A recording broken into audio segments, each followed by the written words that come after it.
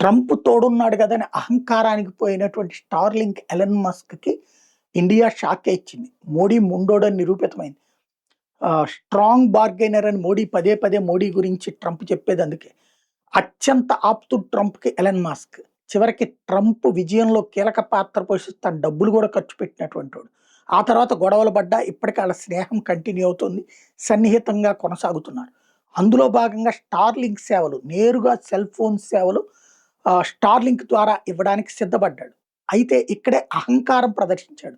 వాడి ఇష్టం వచ్చిన రేటు పెట్టుకుంటాడట. దేశంలో ఉన్న సెల్ టవర్లని పీకేయాలట.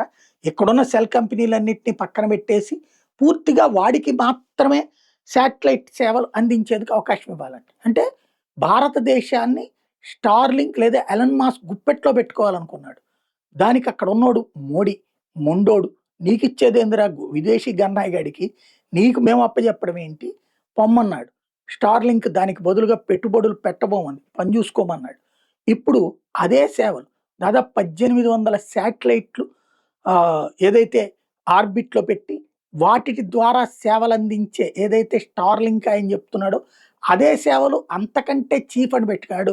30-40 వేల రూపాయల పెట్టుబడి, ఆ పైన నెలకి 15-20 వేల రూపాయల ఖర్చుతో సెల్ ఫోన్ సర్వీసెస్ అని ఎలన్ మాస్క్ అంటే, ఇప్పుడు ఎట్లయితే 500 రూపాయలకే ఫోన్ పెట్టి ఇప్పటికి కూడా 4-5 వేల రూపాయలకి ఇస్తున్నటువంటి 3999 ప్యాకేజీ ఇస్తున్నటువంటి రిలయన్స్ ఏఐతో పాటుగా ఇవి కూడా అందించడానికి రెడీ అవుతోంది.